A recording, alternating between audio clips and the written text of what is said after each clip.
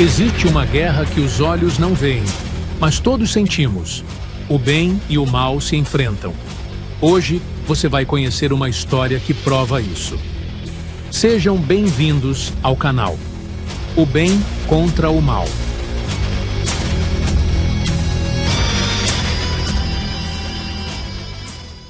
Olá, seja muito bem-vindo. Você está no canal O Bem contra o Mal. Eu sou o Kleber Silva e eu vou estar fazendo uma entrevista hoje com o empresário cristão, o Giovanni Guedes. Ele já passou por diversas situações, tanto situações boas como ruins, já conquistou muitas coisas, já perdeu muitas coisas, e nós vamos aprender e vamos descobrir alguns segredos para você que de repente está enfrentando algum tipo de problema, seja ele na área qual for, né? Tudo isso aqui, todo o nosso conteúdo será voltado para ajudar você de alguma forma. Então, meu amigo Giovanni Guedes, seja bem-vindo ao nosso canal. Boa noite, Kleber. Tudo bem? Como é que você está? Bem, graças a Deus. E você? Como é que você está?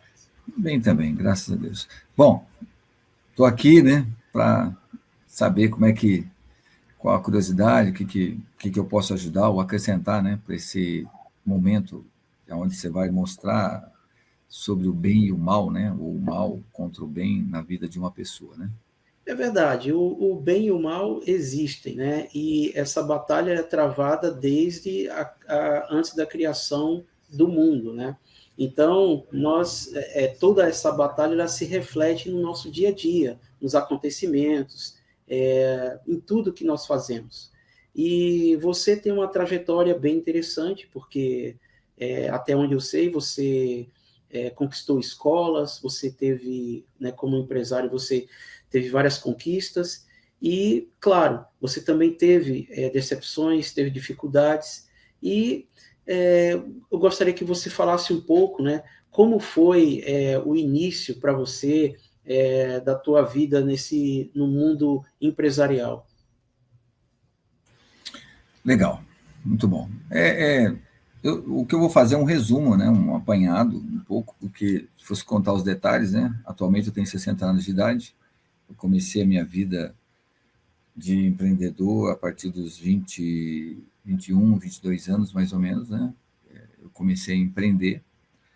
Geralmente eu era um garoto muito mais ousado, né, bem ousado, até inconsequente, né.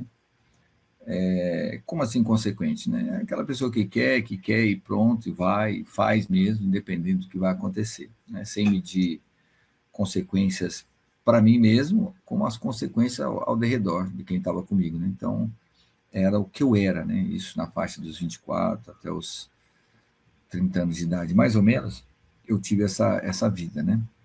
Meu primeiro empreendimento foi uma agência de propaganda, né? A qual já anteriormente eu tinha aprendido a trabalhar com comunicação, né? Eu já fui funcionário um dia, mas eu tinha, acho que dos 14 aos 17 anos, eu fui funcionário do Banco do Brasil, e depois eu fui funcionário do Diário do Comércio e Indústria, né? Que é uma empresa na área de jornalística, né? Em São Paulo. Eu sou do interior de São Paulo, São José dos Campos, né? E trabalhei no Banco do Brasil no interior mesmo, né? Como menor aprendiz na época, mas foi uma experiência muito bacana, a qual eu não gostei muito, né? E não condeno ninguém que quer trabalhar em banco, muito pelo contrário, hoje em dia até que é interessante, né? Quem quer sossego, tranquilidade, com desafios, né? Até pode trabalhar num banco. Teve algum Não é o meu momento caso.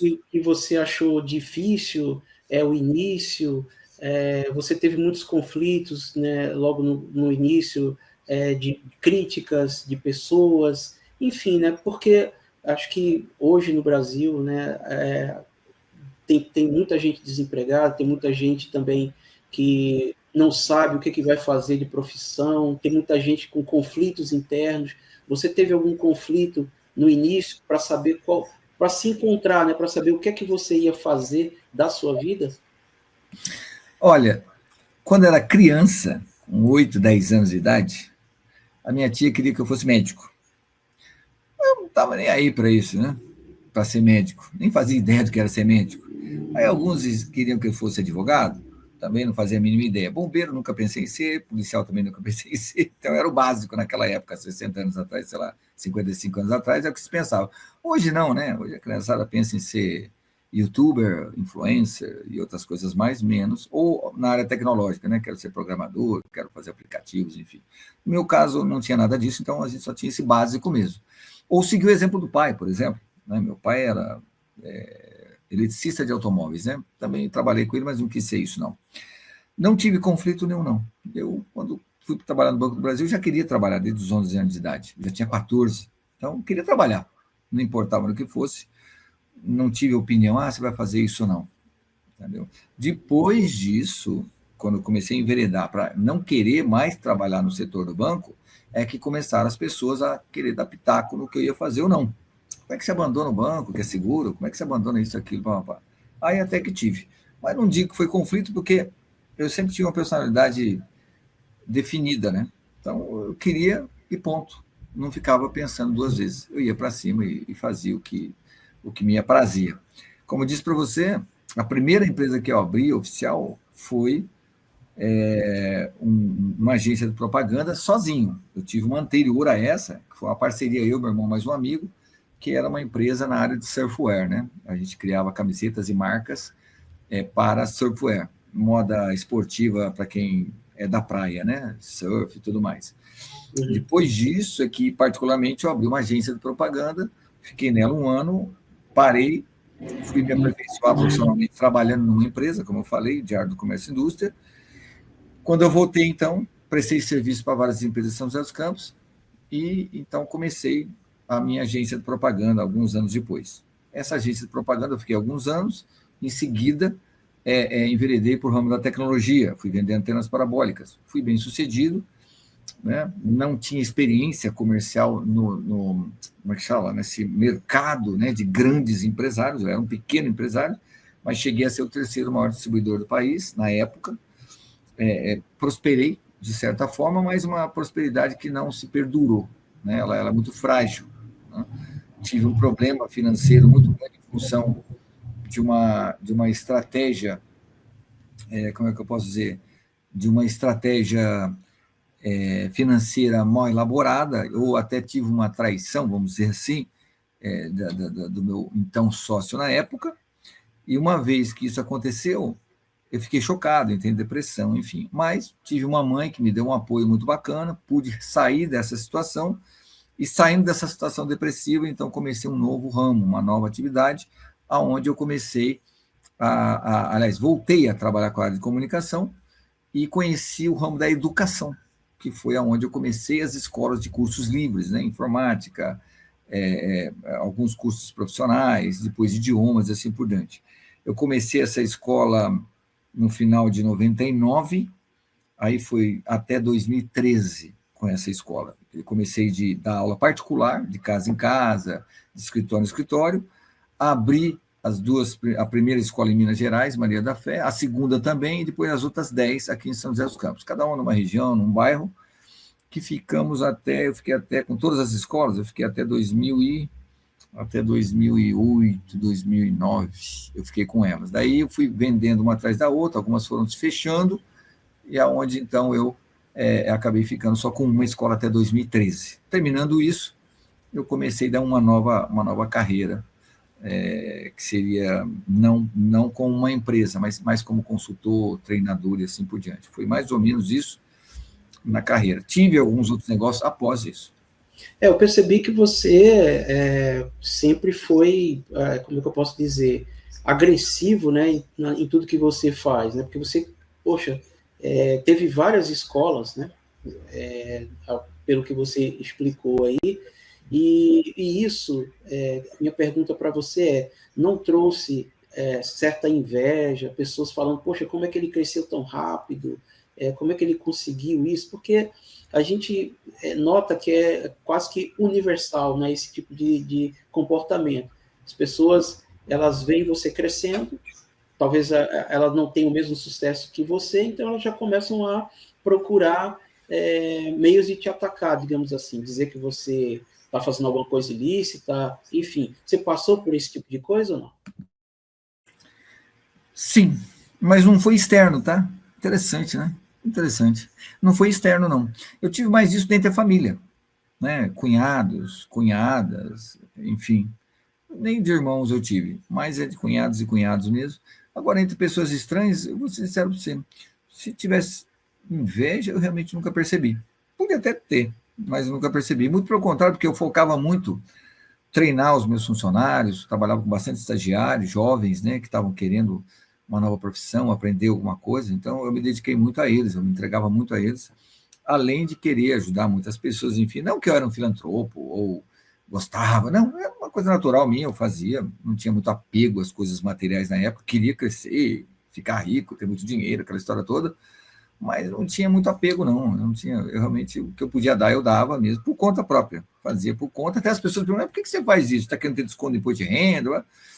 Não, nunca tinha nem chamado um contador para saber disso. Hoje eu saberia, que é interessante até, né, quando você faz um agrado para alguém, quando você quer fazer uma doação, você pode ter uns descontos aí, umas vantagens, mas não é o meu caso, não foi o meu caso. Tive problemas, sim, nesse ramo da inveja, ou, enfim, mas isso até o momento em que eu não conhecia Deus, né? Eu não era um cristão, nunca acreditei em Cristo, nem em Jesus, nem nada. Eu era budista, né? Desde 4 anos de idade. Então, para mim, era mais a força do braço do que realmente crer em alguém que pudesse me ajudar, caso eu precisasse, né? Agora, uma coisa importante dentro do que você falou, é que você acabou no final ficando com uma escola, reduziu o número de escolas e tudo. Então, assim, pelo que dá para perceber, existiram momentos de altos e baixos, né? Como todos nós, na nossa vida, passamos, né? E para você, como é que foi passar por esse momento, né? Porque eu acredito que muitas pessoas que estão nos assistindo, elas devem pensar, né? Puxa, acabou tudo para mim. Ou aquela pessoa que ela obteve sucesso, chegou no auge e de repente ela cai, ela perde o que ela estava fazendo. Exemplo agora recente, né? Em 2021, com a pandemia, muita gente quebrou, muitas lojas fecharam, muitas empresas fecharam. E como é essa sensação, né? Como é que você conseguiu superar esses altos e baixos na sua vida? Olha, Clever, eu vou dizer uma coisa para você. Eu não sei. Eu nunca. Quando eu caí em depressão, quando foi que eu deixei de trabalhar na área de antenas parabólicas, na área tecnológica, é porque, na verdade, houve uma. Eu ainda lutei durante 1 ano depois de uma traição comercial, né? Eu tive um choque muito grande porque eu percebi que eu não tinha a habilidade nem a experiência suficiente para vencer aquilo, né? E tinha uns outros fatores muito particulares na minha vida naquele momento em que me fizeram ficar meio devagar com as coisas, né?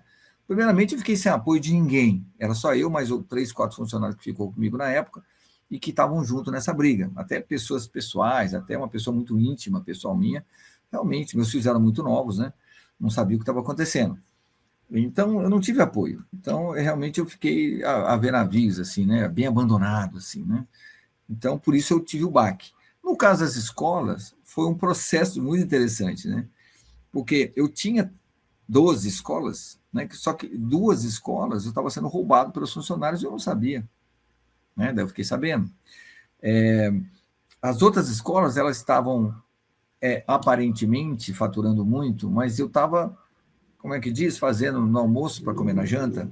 Então, eu tinha uma ilusão de que tinha um grande negócio, fantástico, nossa, tinha status de empresário, mas isso, né? Então, quando isso foi acabando, foi aos poucos, né? Eu não senti baque nenhum, muito pelo contrário, né? Eu fui vendendo umas e outras, fui solucionando os problemas e eu fiquei bem, fiquei com uma escola muito tranquilo, muito tranquilo. Mas qual foi a fase em que eu comecei a perder tudo rapidamente? Foi quando eu conheci Deus, né? Quando eu conheci de fato, de verdade, Jesus Cristo, não de forma religiosa, né? Quando eu conheci os ensinamentos da palavra, é que as coisas começaram a acontecer. Por quê? Porque eu fui abrindo os meus olhos, eu fui percebendo que o que eu tinha era nada perto do que eu poderia ter, né? Junto de Deus. Aí mudou o meu conceito, eu não tinha mais o estresse. Nossa, fechei uma escola, acabei com outra, tinha 10, agora tenho uma. Pelo contrário, eu falei, eu tenho uma que está bem composta, uma que está bacana, uma que está legal, né, ao invés de ter 10, por exemplo, né? Não que eu nunca quis ser um empresário com várias empresas, uma rede imensa, a gente sempre quer. Mas naquele momento foi um alívio para mim. Não foi um peso, não foi uma coisa de derrota. Não, muito pelo contrário, eu me senti vitorioso por estar firme, forte, em pé. Mas por que eu estava assim? Porque eu não tinha minha vida calcada em cima dos bens ou da empresa ou do dinheiro que eu ganhava. Eu não tinha minha vida ali, não. Eu aprendi que não era aquilo ali. Se fosse anos antes, até poderia ficar como fiquei na crise. Quando eu tive a crise das antenas parabólicas da empresa, eu não tinha Deus, não conhecia Deus. Era eu e meu braço, né? Então, quando eu vi que o meu braço não alcançou fazer ou vencer, eu fiquei, nossa, frustrado. Mas depois eu entendi que não estava nada nas minhas mãos, né? Era realmente tudo, estava nas mãos de Deus, né? Então, pelo que eu pude perceber, o que ajudou você nesses altos e baixos, depois que, obviamente, você conheceu a Deus, né? O seu conceito mudou e isso te deu forças para que você entendesse, enxergasse as coisas de uma outra maneira, né?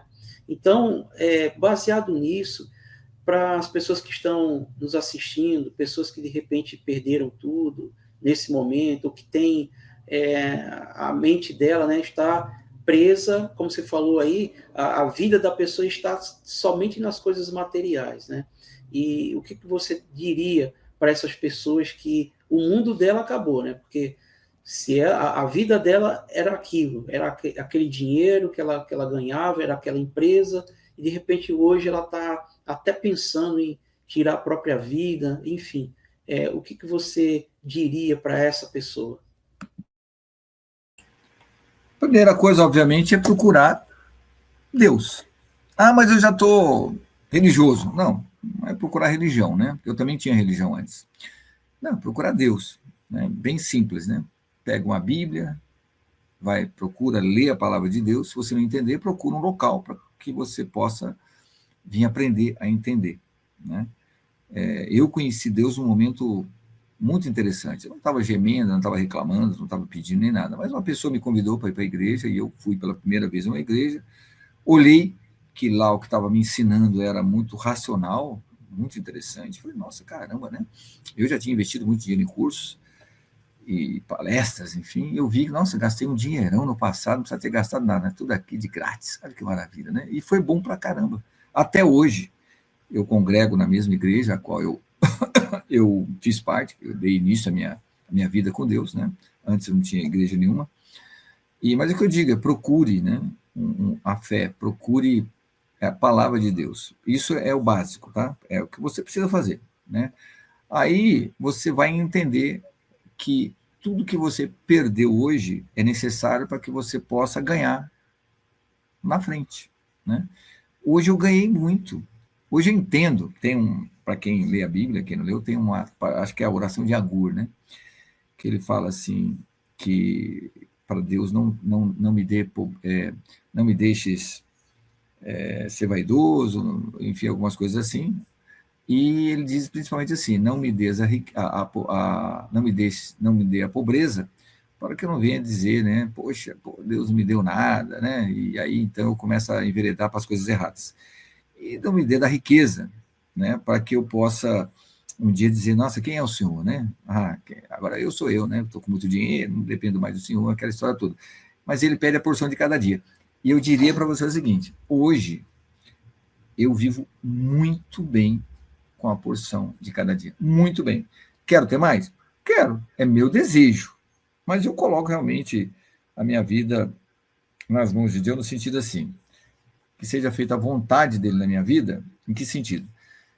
Se ele vê realmente que eu sou sincero e que dando riqueza e prosperidade para mim, não quer dizer que eu não trabalho, não quer dizer que eu não quero algo maior, eu quero, mas não está sob meu domínio totalmente. Alguns gurus aí, coaches, enfim, falam, não, você tem que ter uns milhões, e tem caras que buscam isso loucamente, ele dorme, sonha com ser milionário, com ter carrões, demonstrações, eles sonham com isso.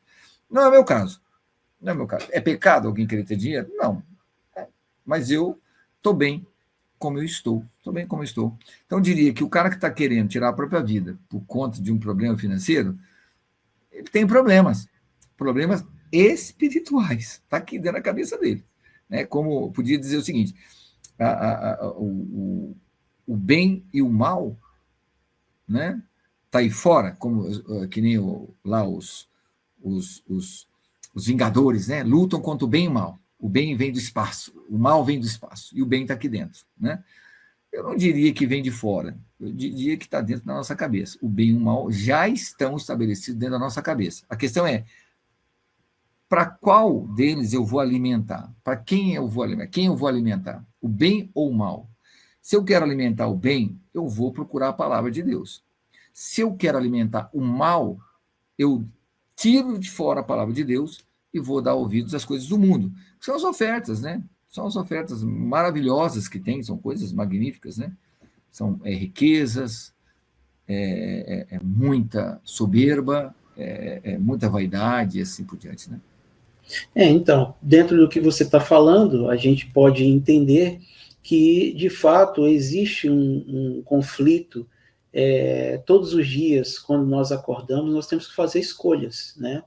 E essas escolhas, como você falou, dependendo de como você está por dentro, você acaba ou tomando as escolhas certas ou tomando as escolhas erradas. Ou seja, ou você vai praticar o bem ou você vai praticar o mal. E existe, sim, uma luta diária, né, que nós temos que batalhar todos os dias. Mas uma coisa eu tenho curiosidade de saber, né? Você falou que depois que você conheceu Deus, você ficou tranquilo, você não se preocupou tanto com esse lado material.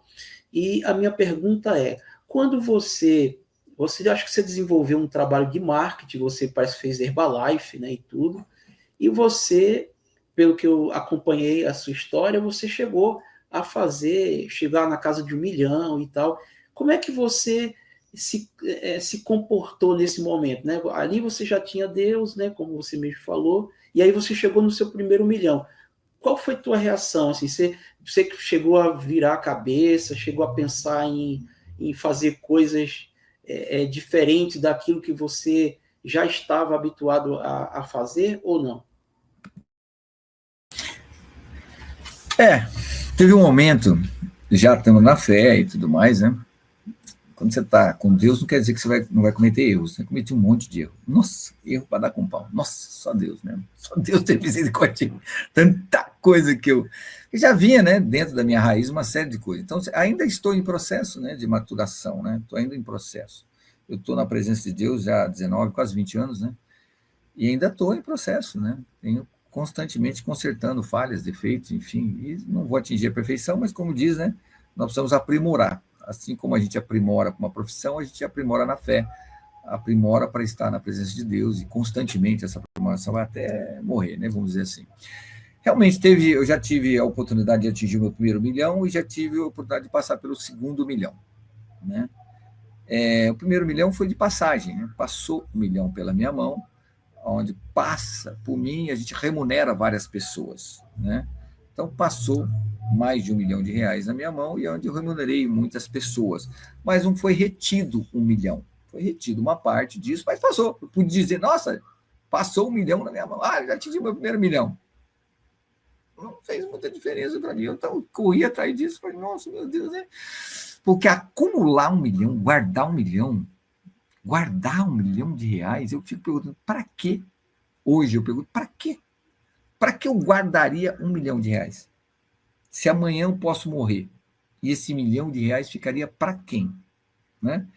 Então eu prefiro que esse dinheiro hoje passe pela minha mão, só passe. E aconteça como da primeira vez. Passou e foi para outro lugar, foi para outra fonte. Graças a Deus não foi para coisas erradas, não foi para banalidades, enfim, foi para remunerar pessoas. Né? Já o segundo, eu já consegui fazer a retenção de alguma coisa, que depois acabei fazendo investimentos em outras áreas, enfim, fiz investimentos errados também, né?